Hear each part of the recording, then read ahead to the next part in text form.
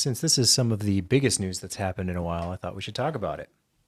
Is that the Nikon Red news? Yeah, Yeah. Is it Nikon. big news?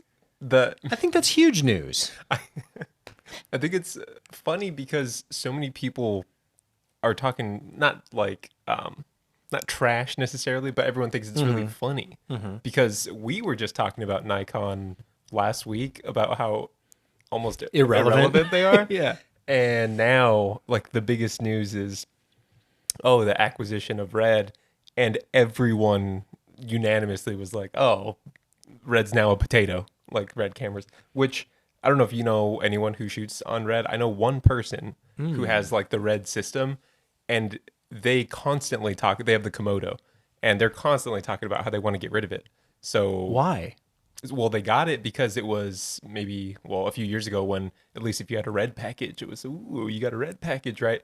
But now, because so many like other cameras like a Sony FX3 and everything are so just like prevalent, I guess, and everyone just accepts it now. So you don't necessarily need a cinema package anymore. You just need to, have a decent enough package to make a really good looking piece of content. And I guess so many people now just almost expect you to have a Sony or something. So when you come rigged out with a Red, it's almost too much now. So I don't know.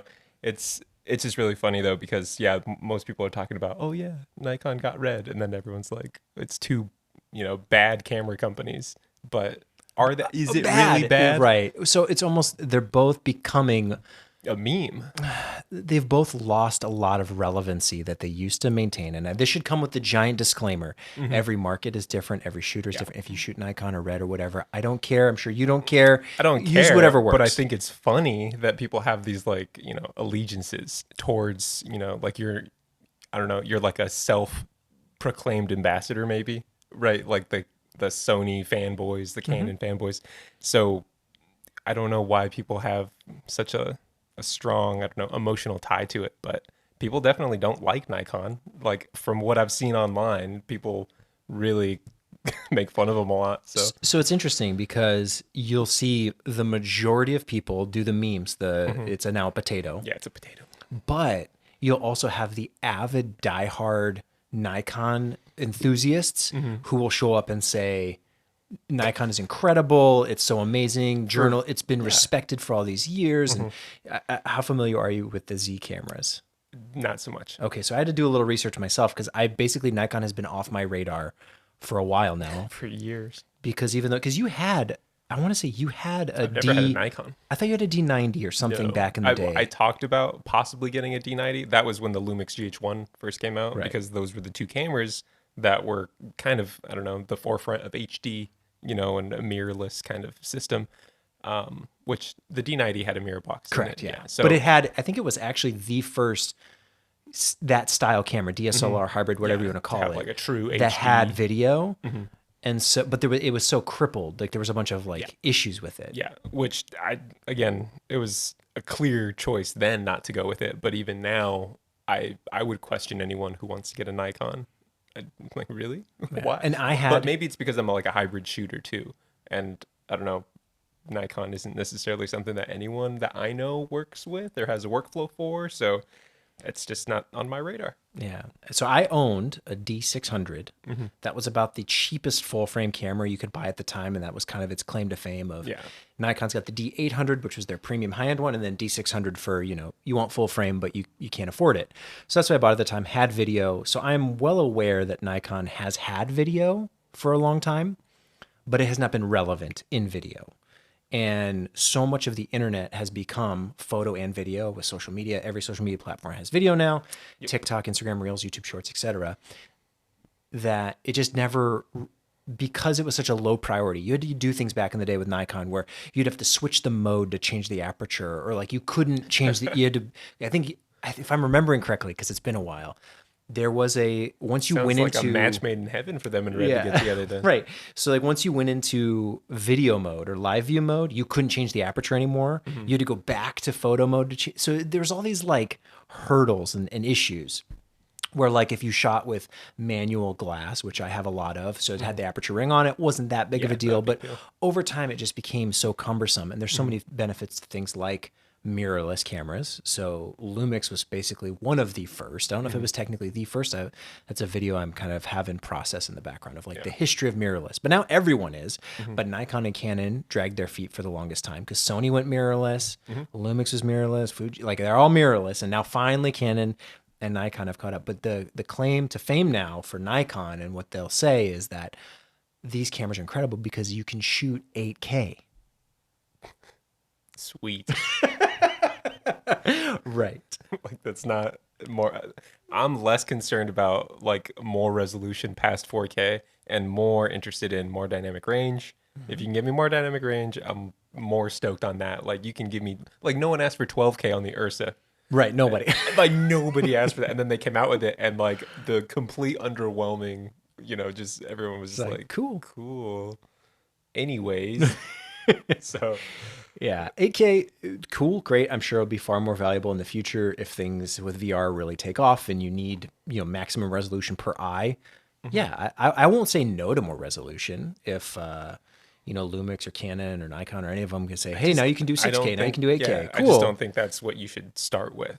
Like, I'd rather have a much lower resolution. Give me a 1080p camera that has like 20 stops at dynamic range. Holy moly, it's like, yeah, I'd rather use that. Especially nowadays when most people are consuming content on their phone. So it's, I don't know, like we keep having the constant debate of like a Micro Four Thirds, right? Is it a good system? Like we use it and for many reasons, but when it comes to actually like watching the content, where are you watching most of your content? Right? It's like I watch a lot of my content on my phone, and even like a 2K resolution looks great on my phone. So it's interesting. I bring that up because I recently got the Insta Go. It's like their 3 camera, their 3rd generation little pod camera, right? Insta 360 Go. Yeah. And it's really nice, convenient camera. I used to try to have like a GoPro mounted on my head, and it's just so heavy. Even though it's a small camera, GoPros are very heavy.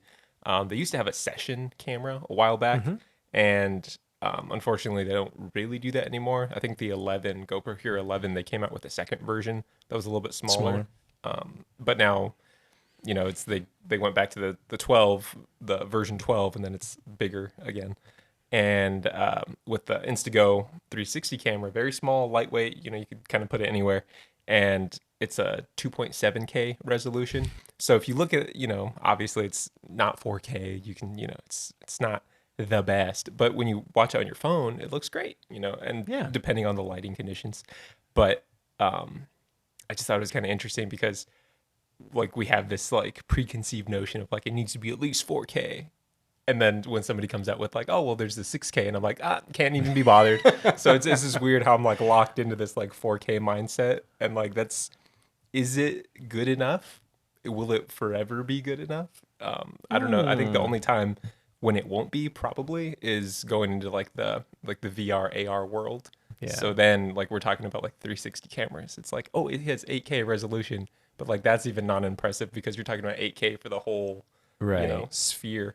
I think the Apple Vision Pro is 4K per eye is what the display can actually show you. And people say that it's good, but it's still not, like retina quality. Right. So you would need per eye, if they can figure out how to shrink those pixels small enough and make the micro LED or whatever they do, if they can get probably 8K per eye, that's my guess of what 6K per eye, something like that, will be like retina for VR. Interesting.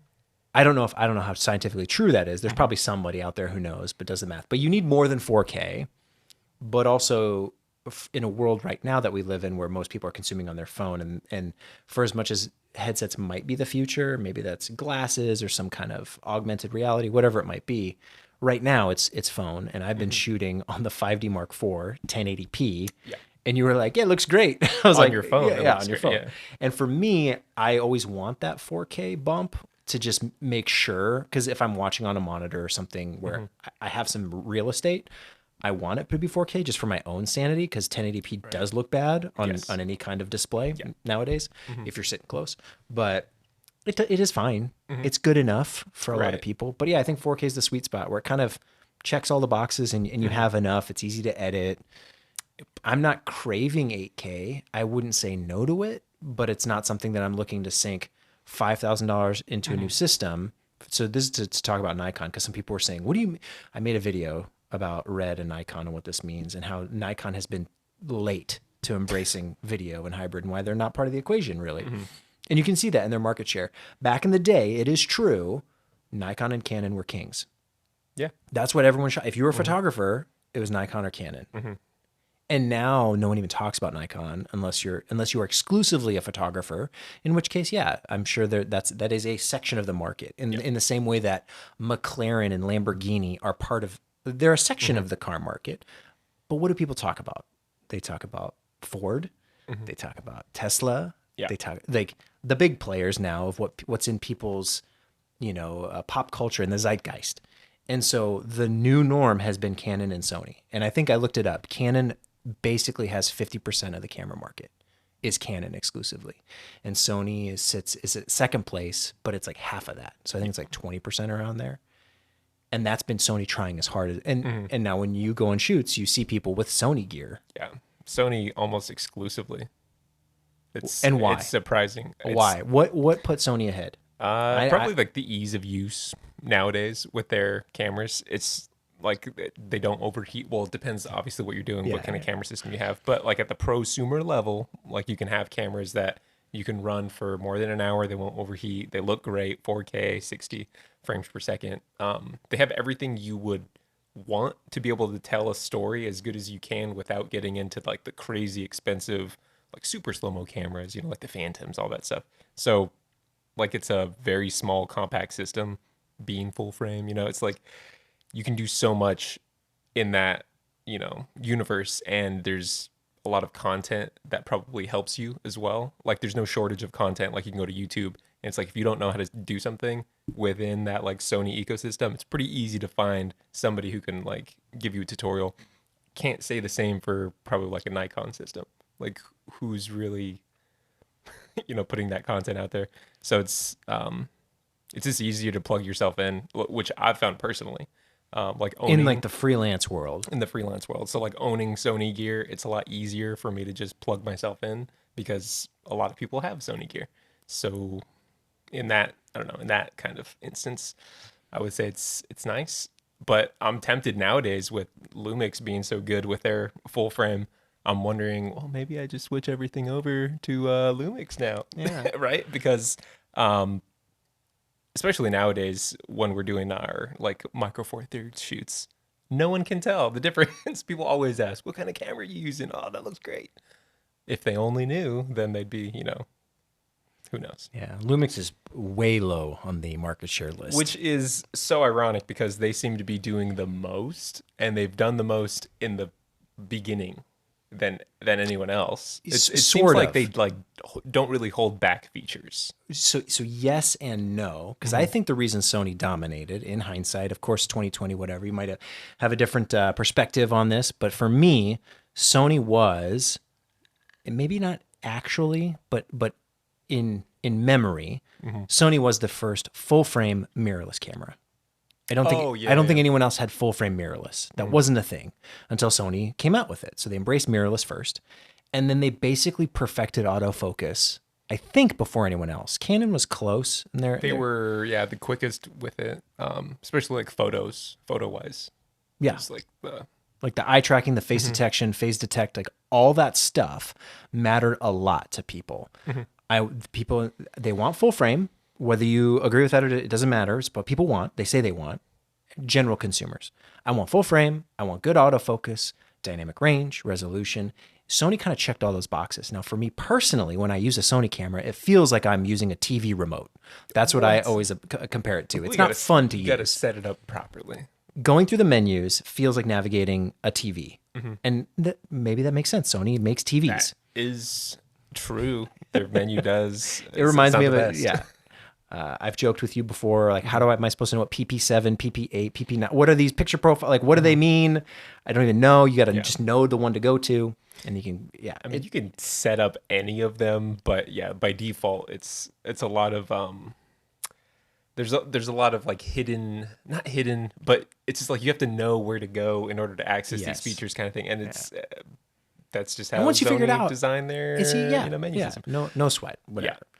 But for me, I've always come back to the things that matter more to me is not full frame, is not autofocus. It hasn't been. It's been things like open gate, shutter angle, some of those features on the Lumix system, and the fact that Lumix is basically, I think, the cheapest way you can get access to those features. And now, yes, you're right, Lumix has checked all the boxes that were previously the deal breakers. Yeah. Well, Lumix isn't full frame. It's micro four thirds. I don't want to deal with a crop. Okay, Lumix has full frame now. Yeah. Well, Lumix, the autofocus is garbage. Well, now the autofocus is good. They got phase detect. So they've And their stabilization's better. Stabilization's better. Yeah. So they've caught up in all the things that matter. But for me, they're kind of late to the game. Sony has just gobbled it all up because full frame mirrorless, autofocus, and people are like, that's what I want. Canon has always kind of held their dominance just because they've done enough, even though they've pissed me off quite a bit over the years with how many features they've held back of like, yeah, you can do 4K, but it's going to be these really massive motion JPEG files. And you're like, this is why we're not going to do mirrorless yet. Okay, we've done it, but you can't do 4K on this one. You can only do 1080p. What are you kidding me? Well, you can do, okay, so now we're going to let you do 8K, but the camera's going to overheat after 30 minutes. And you're like, okay, I'm done with the crippling deal breakers. I want just a camera that does what I need. I feel like Canon also tried to force people to go, like if you were trying to do video, they wanted to force you towards like the cinema line, which were way more expensive. Right, and not the form factor I want either. Right, and I think Sony made it just a lot more accessible because they made those many hybrid cameras. Like every one of their cameras pretty much nowadays has some kind of video or photo aspect to it. And you can still, like, not even in their cinema line, there's like 3 versions of like the A7 series, right? It's like you have like the photo series, the R versions, like the ones right down the middle, the A7 series, which can do both pretty well.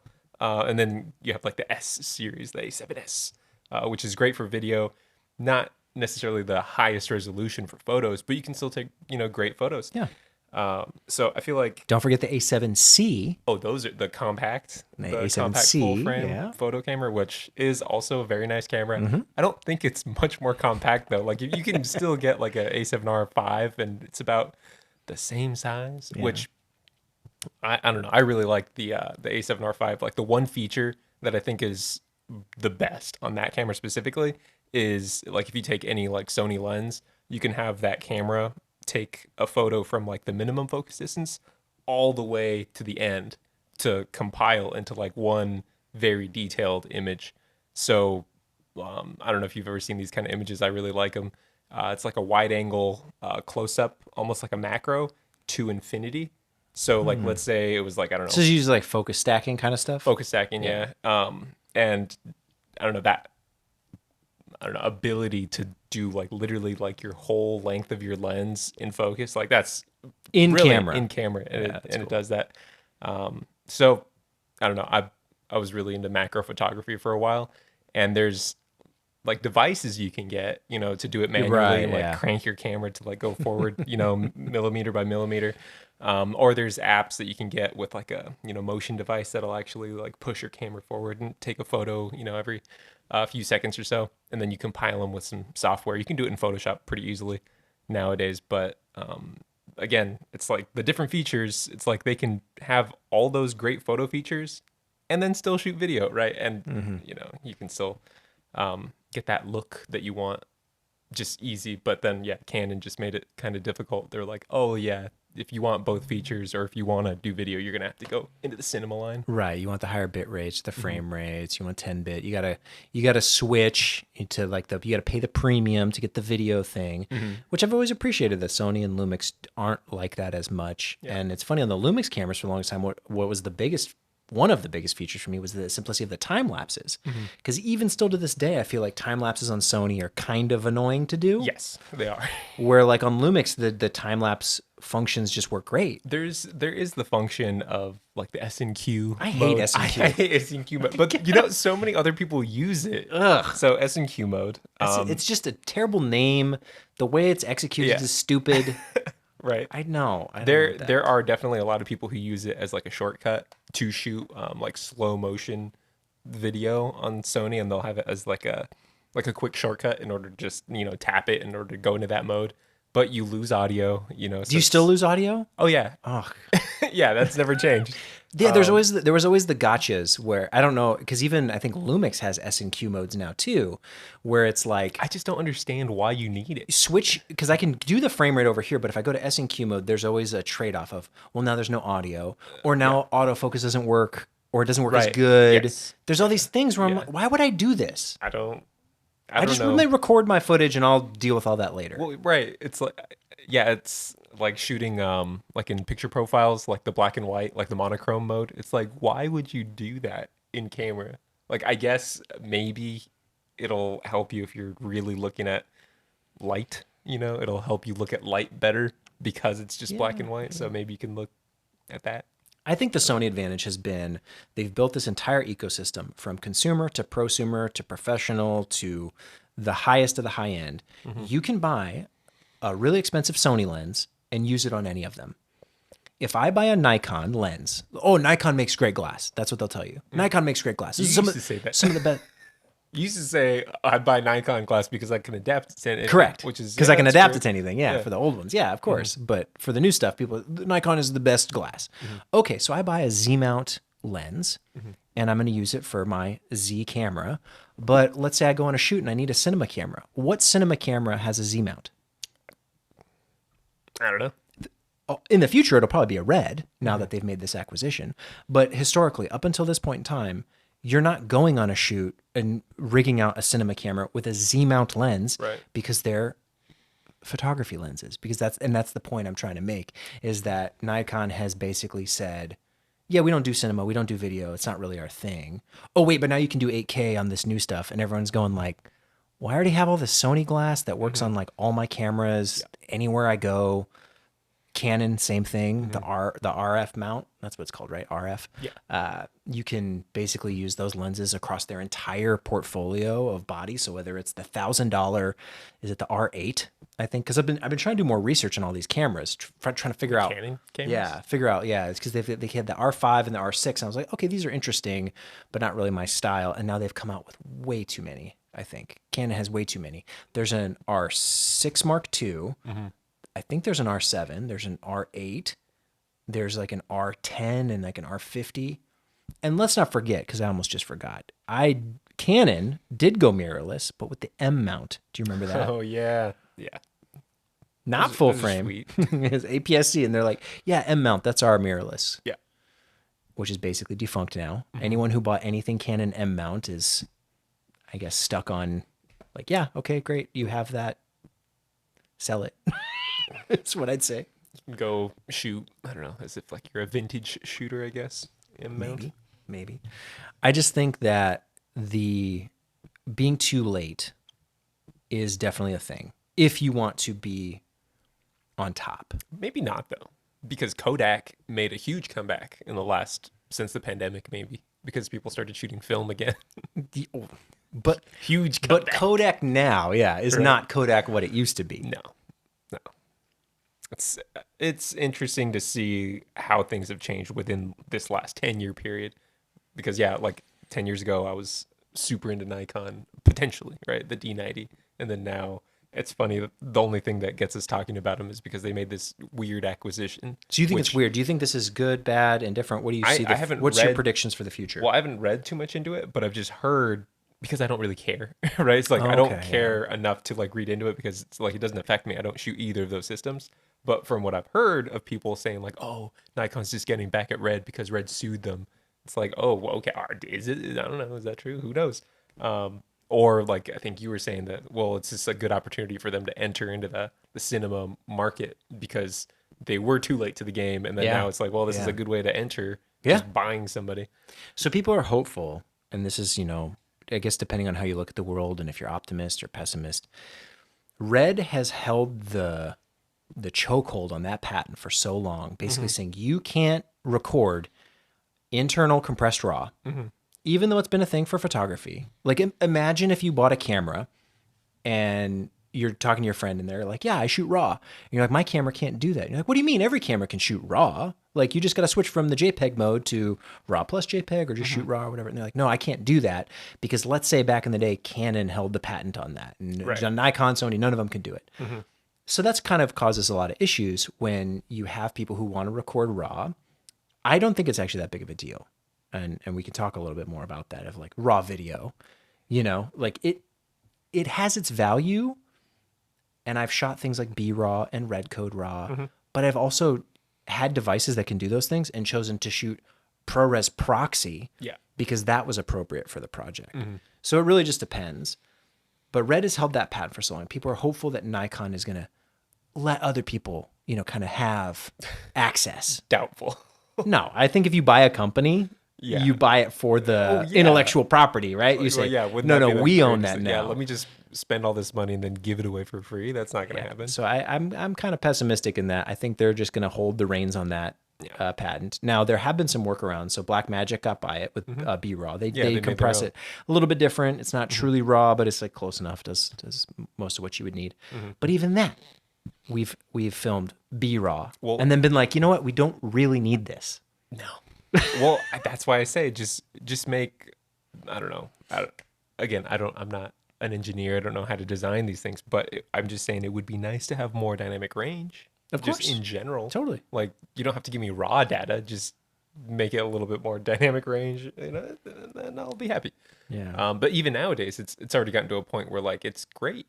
It's like with minor, adjustments, but in a controlled or mostly controlled environment, you can make it look just fine with 13 stops of dynamic range, 14 potentially. There's some stuff that I think is valuable. 422 color is valuable. 10-bit color is valuable. But do I need 12-bit video?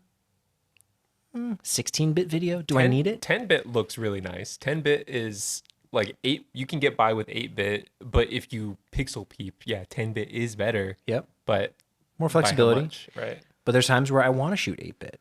Because it just makes sense for the project. Because we're shooting, we're not going to color grade. It's going through some cloud, editing situation. So you need a little smaller, easier edited files. So there's times where 8-bit even makes sense, even in today's world. Yeah. Same thing with 8K would be nice, but you can't say that that's always the right choice. Because there's times where it's too big. Yeah. The machine can't edit it properly. You're trying to stream whatever. There's so many things in what we do where it's the balancing of equations. Red for the longest time has always been the absolute extreme. We do 8K. We do the biggest sensors. We do the most dynamic range. And then you go, okay, that's cool. The most proprietary everything. Yeah, SSDs and everything has to be ours. You go, okay, that's cool if you want to spend a lot of money to have the absolute best and you want the McLaren, right? But there's other times where you're like, I just need a Ford. I need to get from point A to point B and do it in a way that's economical, that's not going to break my bank account, that I'm not going to have to take on huge amounts of debt. Yeah. And it doesn't need all this specialty maintenance where if something goes wrong, I got to take it to a shop or I got to work on it a certain way. It just does what I need. It's more or less bulletproof. It's kind of the way I like to approach things. And it's interesting. Red has had this elite kind of foothold in the industry, which is slowly kind of, they've lost their relevance, shifted more towards Sony, more towards others, because social media has become such a factor. That was another thing I was talking to people about. They're like, well, don't you think that Red, like what was the question? Was Red, because it used to be like you were describing, oh, this person has a Red kit. They're a pro. They're legit. They must be talented because they have something that's so expensive and so good, quote unquote. But now that doesn't even matter as much anymore because a lot of projects are meant for Instagram or for TikTok. So they don't care. As long as it's better than an iPhone, they're like, yeah, that's great. You're hired. Yeah, if you can make it look good, people are more, I don't know. If they see, you're real, if they see your work, they're going to hire you for that. They're not necessarily hiring you for the camera anymore. They used to. Like I vividly remember, 8 to 10 years ago when people were only hiring people because of their camera. So, right. They wanted that camera, so they hired the person that had it.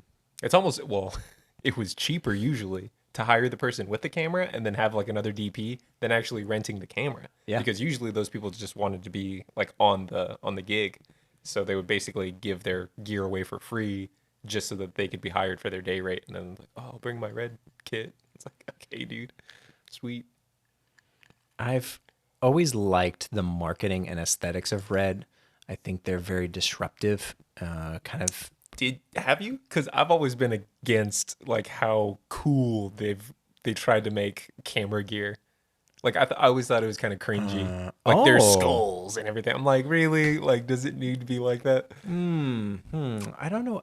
Like when we went to NAB and like their booth was like the cool booth. I'm like, okay, guys, easy. I think there's so while I might not resonate with skulls and calling your camera a weapon, dragon, Like all these weird the TSAs names. open your thing. Why does this thing say bomb on it? Oh, that's just my EVF. Don't worry about it.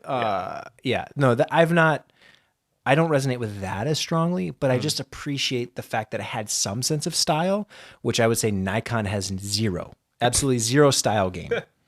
Nikon feels Red like came from the founder of Oakley. yeah. So Yeah, They and have I style. wish there was more of that. I feel like Lumix is dabbling a little bit. They're trying to be a little bit edgy. well, yeah, with their all black, Yeah, matte black that's camera. cool. Now, honestly, I was like, I'm switching just because of I'm that gonna pay camera. the I was premium like, because that's it's all pretty black. sweet. Yeah. It's all black now. Oh yeah, doing fun things like make the all white camera, make the gold camera. Who cares? Like just have fun with it. And that's what I feel like Red brought. It was a sense of like fun and life where Canon was super stale and dry, Nikon super stale and dry. Sony makes TV remotes that have camera sensors built in. Yeah. Blackmagic is kind of very like all their videos is people with polos.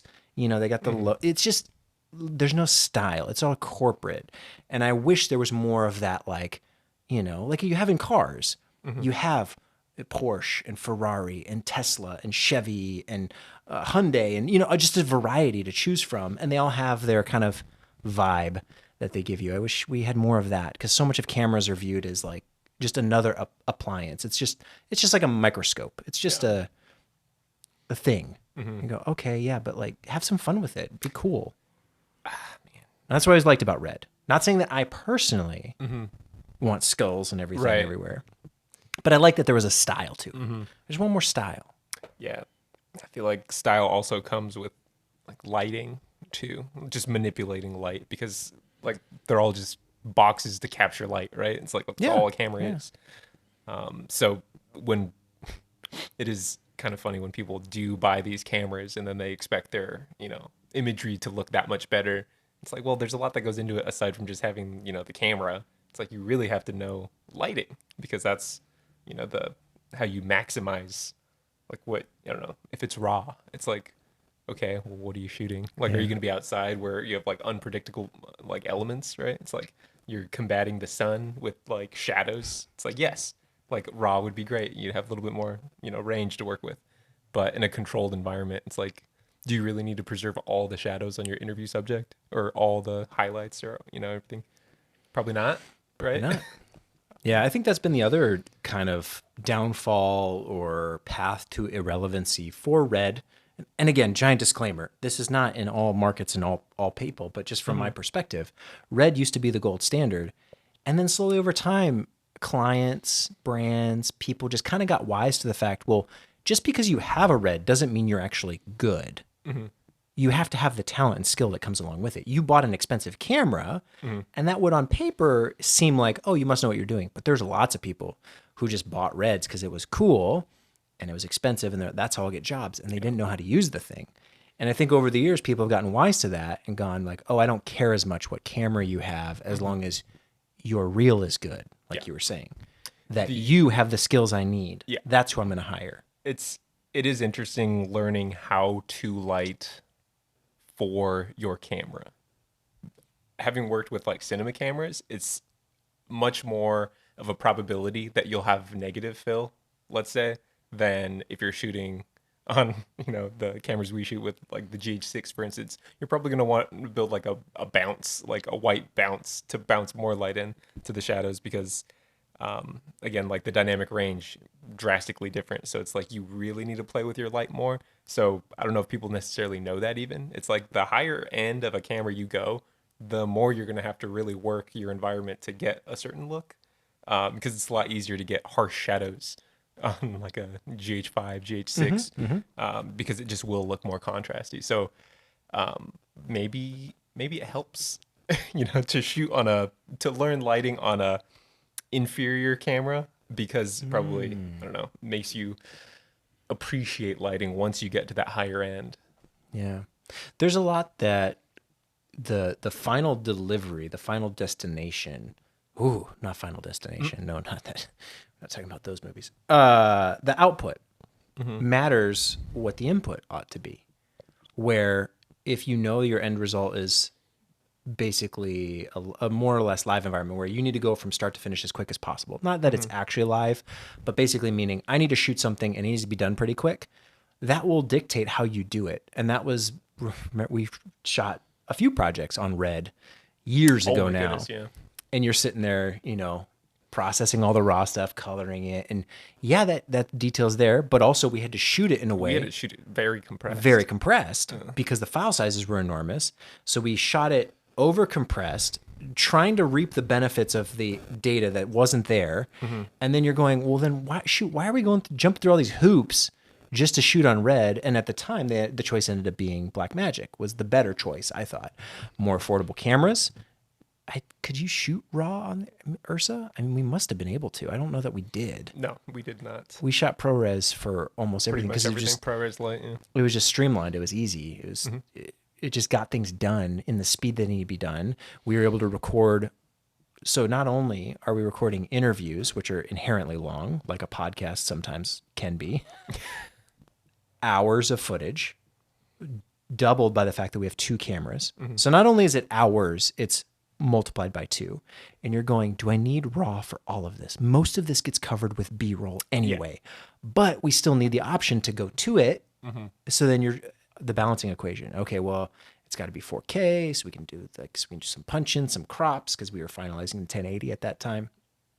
So it's all the giant equation you're balancing out. And in those situations where we're shooting Red, we're like, this is overkill. We don't need this. We're not making Lord of the Rings. We're not doing The Hobbit. Which, ironically enough, even at that time, it was, you could make it look, as good as possible or whatever. But then even coloring the footage was very difficult because at that time with the, Premiere that we were working with, I don't even know if Lumetri was a thing. It wasn't speed grade is what we used. Speed grade, that's right.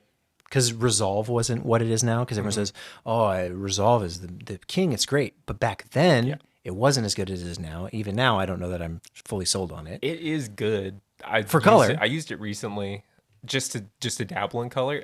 It's just not worth it for what we do. Yeah. It is worth it, obviously. It is, I would say, a lot easier because you have like the different nodes, so you can really in each node tackle the highlights, the shadows, the different issues. Because in Lumetri and Premiere, it gets muddy really quickly, and it's just not easy to do. I guess like very selective edits. Like you can try to do as much as you can in one Lumetri effect, but it, like I said, it gets very complicated very quickly. It's very I don't know. It wants you to do everything in like one effect panel, and that's not how you should color. Yeah, that's probably true. But for speed, it probably works pretty well. For speed, it's fine. Yeah. And again, in a controlled environment where you kind of know like where the color should be, that's why overly stress the importance of shooting those chip charts, because even if you do the white balance correct or as good as you can, the colors are still going to be slightly off. And using like the vector scope and everything, it's really easy to dial them back into where they should be, but you need something to go off of. So I don't know. Always shoot a chip chart. It's a good idea. Yeah. I actually did that this morning. It makes you look more professional too. Like if you bust those out on a shoot, like clients are like, "Oh, wow!" It's the new slate, because that was the move back in the day. The clapper. I want to see bring out that clapper board. Oh, this is a real shoot now. Production now. Yeah, it's professional. It's like, well, it's partially there. Yeah. Because what's the benefit of having like the most dynamic range if the color's going to be off, right? It's like, ooh, like, disgusting. And that is unfortunately the case. I can't tell you the amount of Red footage I've seen that is poorly colored, just looks bad. Yeah. Ultimately gets shrunken down and compressed for the web anyway. Yeah, make it super contrasty. You're wondering, you're going, you spent how much on this camera just to not know what you were doing, and then ultimately got put on YouTube or Vimeo anyway? Why? Yeah. Why? Make it easier on yourself. And the same thing too with Nikon. Why? I'm not going to jump through all the stupid hoops like back in the day. Oh, you got to switch to photo mode to change your aperture. No, I'm not going to do that. Yeah. I've been looking because people, the more you put out into the world, the more feedback you get, which I always appreciate. People, have their opinions and perspectives of, oh, this is the best value, or that sucks, or this is good. So I'm trying to be educated and stay in touch with everything. Because I want to say around like the Canon R5 and even with the Lumix GH6, kind of checked out a little bit. I'm like, this is good. This is all I ever need. Yeah, once we got to the camera that pretty much had it all, I was kind of like, all right, I'm all set. I don't really need to. We can go. I can finally create now. I can finally relief. Yeah, right. Because what they call gas. What about it? Have you heard that term? Gas? Have you heard that term? Like all gas, no brakes? No, gas. Gear acquisition syndrome or gear addiction. Definitely all gas, sickness. No brakes. Yeah. Yeah. Because that's a thing that a lot of people fall into, right? Just needing the latest, the greatest. I need this new thing. Oh, DJI has a new drone. I need that. Oh, they've got a new Aperture's got a new light. I need that. I need this. I need it. And you end up accumulating all this gear, doing nothing with it. Yes. Yeah. At that point, the GH6 and the A7S III and the R5 or R6, it kind of felt like I'm good. I'm dialed in. Nikon wasn't even part of that discussion at that point. And so over the past couple of years, there have been some new releases and new things. And I go look at it and I go, oh, is there a better choice? Is Canon, is Sony, is Nikon? And then I go, oh, none of them do shutter angle. Not a one. Yeah. Not a one. Which, I mean, is it a deal breaker? It seems easy enough 100% to fix, but I honestly, truly believe that Sony's doing this on purpose. Absolutely. There's no way they don't know. So I'm sure there's some kind of engineer that just has the say whether they should do it or not. And he's like, not this year. Not yet. Not yet. It's going to be a big reveal. Yeah, because it's still something that they can add. And as long as they have it, what was that thing that Snoop Dogg? I don't know. This is like so random. But Snoop Dogg is, I guess, famous for like lending people money because he knows that he will never be broke as long as you owe him money. Oh. What does that have to do? Wait, what? So like, how does that relate to Sony? I'm trying. No. I'm saying like they're purposefully not using or not putting in that 180 degree because they're like, well, if we never put it in, there will always be at least one feature that we can add later. So like no matter what, it's like it's always in their back pocket. It's like, oh, here's a 180 degree shutter. Woo. It is so comical to me that I think since the beginning of YouTube, probably because the first people to make good content on YouTube, well, I can't speak too broadly, but there's a lot of people who are making really good content on YouTube because they happen to be filmmakers. They had the right tools in a time where phones and everything else wasn't that good. People were on their webcams and they're making that kind of camcorders were even a thing, people making YouTube videos. And then the filmmakers were over here making like pretty good looking content, putting it on YouTube. And they were like, yeah, you got to get your shutter speed right.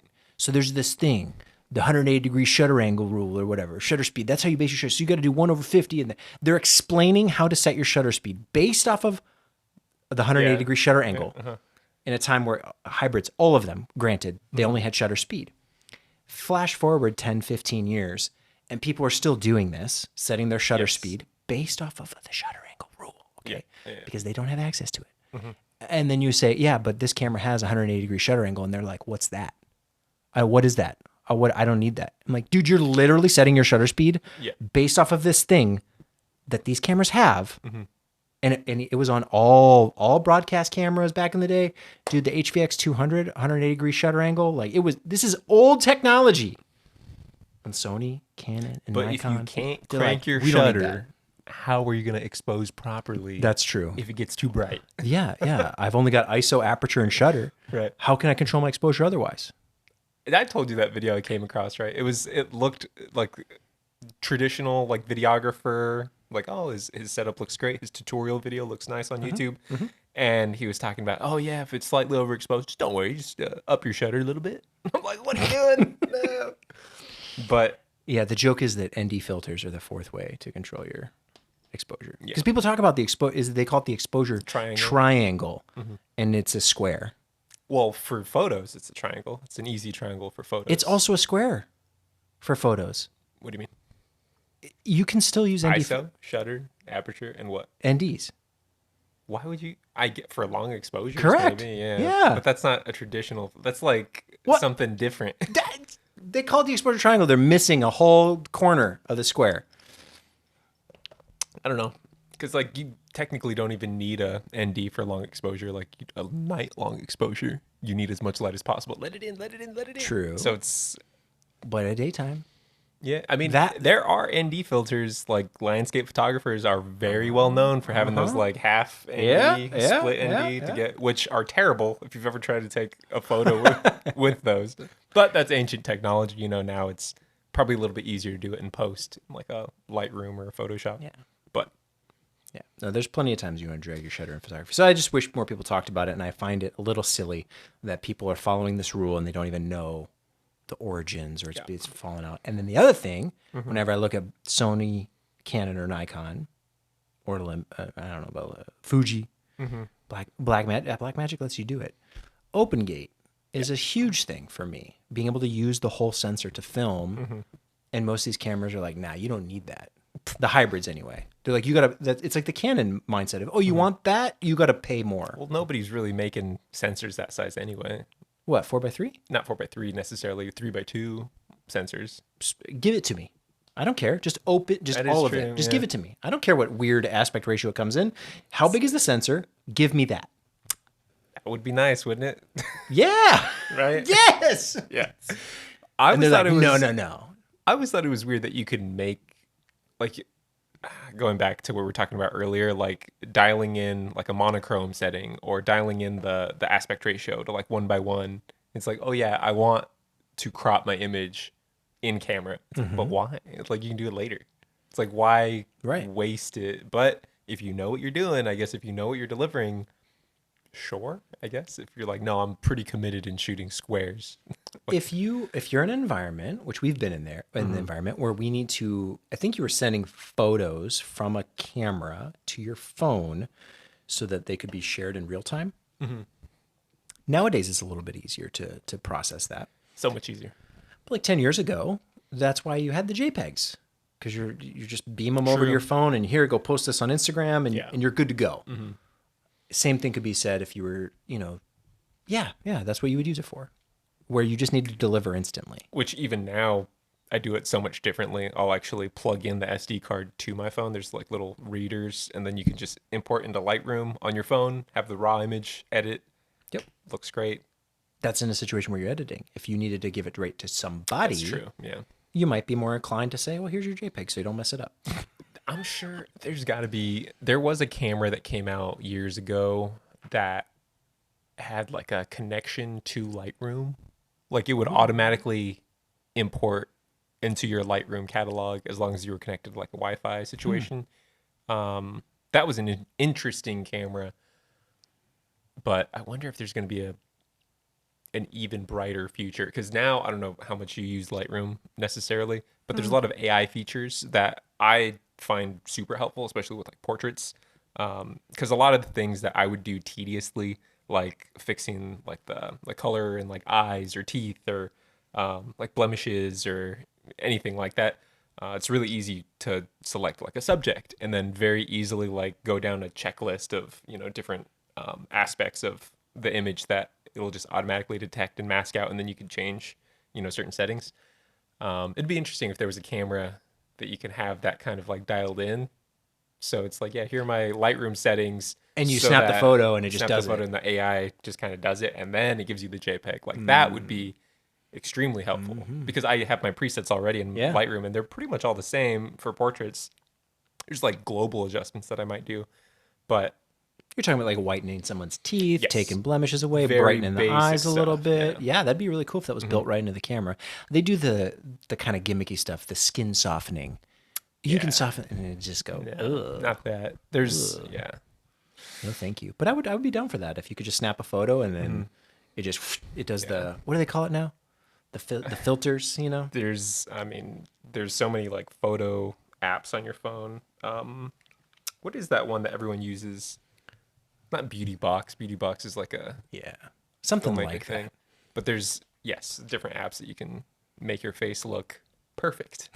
Just like, okay, well. And then you go, that doesn't even look like me. No. Who is that? The filters nowadays are getting wild though. Like the makeup filters. Yeah. That you just like, if that was built into your camera.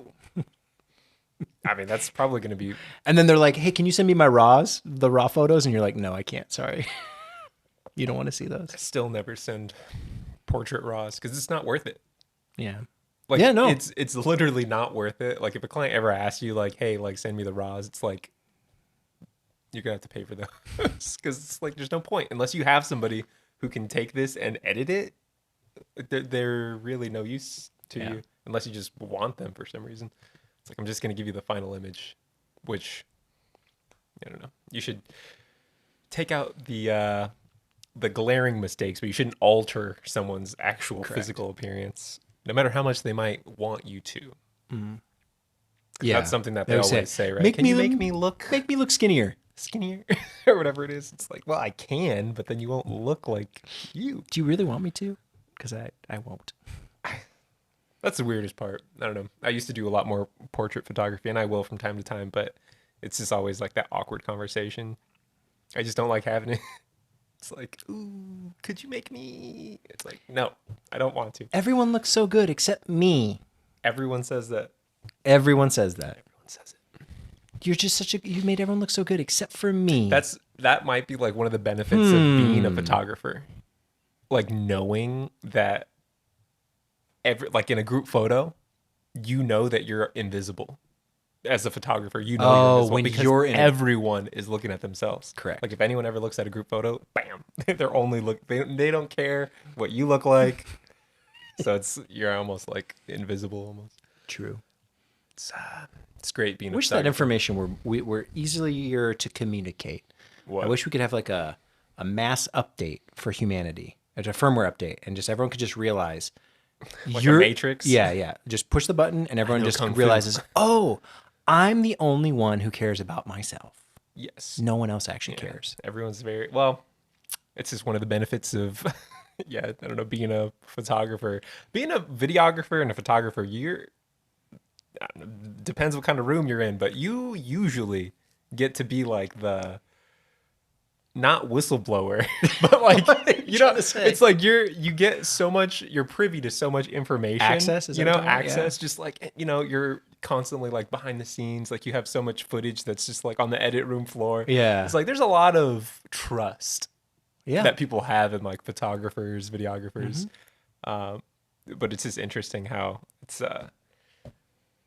you're entrusted with a lot, with literally what somebody looks like. It's like the final image, like how they're presented. It's something that, especially in interviews, for me, like why don't we talk about interviews for a second? Like I'll have like a lint roller and stuff, to make sure everyone looks good. Like some petting, because sometimes there's like flyaways and you're just sitting there like making them look good.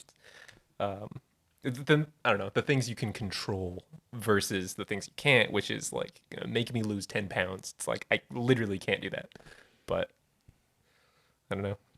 We're entrusted with a lot more than just making a video. It's like human relations at a certain point. Yeah, there's definitely been plenty of situations where there's access, or I don't know, it opens you up to cool experiences. You get to see sides of things that you wouldn't have even considered otherwise. That's what I appreciate about it the most, where even though the job is always the same, functionally we're doing a lot of the same things. It's always new, it's always fresh, because we're usually in a slightly different environment. There's something new happening. So yes, we're setting up light stands and setting the camera settings more or less the same kind of every time. Once you kind of figure it out, once you have your easy style and aesthetic, you're pretty much doing the same thing. There's a comfort and a confidence that comes with that. But then it's the access, it's the inside look at things that you would otherwise go, oh, I had no idea. I didn't know that existed. Kind of makes me feel weird though, because with as many people are like, hey, can you not show that? For every business out there, everyone's like, hey, can you not show that? It's like, it's just like, the one thing that happens all the time. So there's the make me look skinny. People always say that. And the other one is, I have to go to the bathroom. Don't listen. I promise you, I'm not listening to you. I'm not recording. I'm not, I want none. I don't want any of that. Yeah. But they always say it. It's like, don't, here, take this mic. Okay, thanks. Yeah, that's totally fine. Yeah. But it's just, I promise you, I'm not listening to you going to the bathroom or whatever it is. The final thing I'll say is that Red, Nikon, whatever, the big claim to fame in this whole thing, and the reason that Red even had that lawsuit against Nikon is the internal compressed RAW. And for as much as I would say that for photography, you should shoot RAW, the reason is not because it is that much better than JPEG. It is better than JPEG, but it's also better in a way that the sacrifice in file size is not that detrimental. Meaning, the difference to upgrade from JPEG to RAW is worth it, considering the file size is like a JPEG would be, I don't know, 10 megabytes, and a RAW photo will be like 50, something like that. Sound right? Yeah. Whereas video, to go from compressed video to even like compressed RAW video, the file size increase is so enormous, especially if you're shooting 60 frames a second, let alone 120, anything like that. When you're trying to shoot 4K, you're trying to have all this. The increase in cost for we have an entire server, Yes.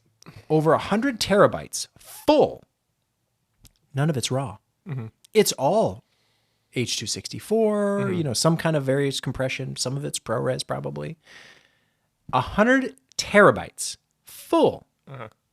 Not even, that would have filled up so much faster and it's just not sustainable. It's not affordable in a world where most of it's going on the internet and it's getting compressed and uploaded. And to me, that path until hard drive and storage becomes so much more affordable. Yeah.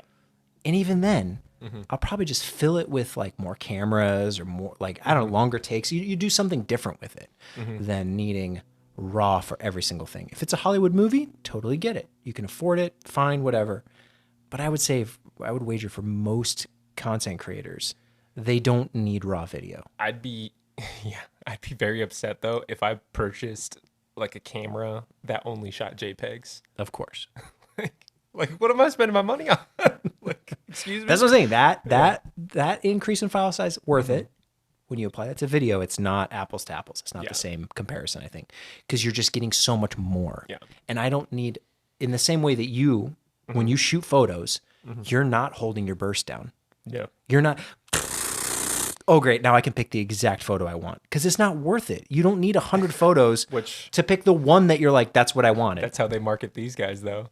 They're like, oh, yeah, burst photo, and then just, pick the one. Just scrub. Yeah. It's like, excuse me? No, you also, I know, because I know how you shoot. For you iCloud. You're like, I got the shot. I'm like, well, maybe just take like a backup. You're like, no, I got it. Yeah. I'll need one. I did, like, every now and then, we'll do like conference shoots, right? And like someone's like presenting on stage, and there's about maybe like 5 or 6 shots that I know I'll need, right? Like establishing wides, some speaking moments, but I'm only looking for like the frame where someone's like mid action, and as long as I got that, I'm like, yeah, nailed it. Or smiling, right? It's like I don't know. It's like you have it in your head what you need. It's like I'm just waiting for that one. Got it, nailed it. So you might take a few. Right? Just in case. Yeah, but it's not like a spray and pray kind of thing. But I don't know if you maybe understand. A sports photographer would be much different because like getting the one moment, it's like, well, there might be a few frames before or after where you might be better, right? Yes, but yes. You can't tell by the naked eye. Yes and no, because they used to do it with film. Yeah. But it's also one shot at a time. It's the experience of you being able to do that, right? It's like NFL films, like the old NFL films, like manually pulling focus on like a football traveling through the sky like that. Impressive, like following it perfectly into the hands of somebody and not like going past them. But that's just the experience you have of like literally, manning a camera for that long. It's like, you just muscle memory at a certain point. Yeah. But also, it's just like, how many times do you need to shoot something and like critique yourself before you're an expert at it? It's like, other than maybe learning a different style, or maybe what do they say? 10,000 hours is the 10,000 hours for sure. What's that? The kind of agreed upon. That's what you need to be a master. Yeah. Someone says that. I don't know if I agree with that, but no, you can definitely spend more than 10,000 hours and still not be proficient in something. Because if you don't have like the desire to be better, like you'll never get better. Oh, meaning you could spend 100,000 hours. Oh yeah, you can spend as much time as you want, and you still won't be any better. There's another part of that equation. Yeah, I know people like it's not just time, right? It's like we both know people who like hit the ground running. It's like we describe something once to somebody, and they're like, got it, because they want to be good, right? It's like that's the difference. It's like if you want to be good at something, you'll remember, but that's just anything. It's like if you're actually interested in something, it's like yeah, you're gonna learn. If you're not, then it'll go right through, in and out. So it's not about the time. It's also about the intent. It's about the passion. Mm-hmm. Mm-hmm. If you want to know, you'll know. If not, then, well, I guess probably pick something different.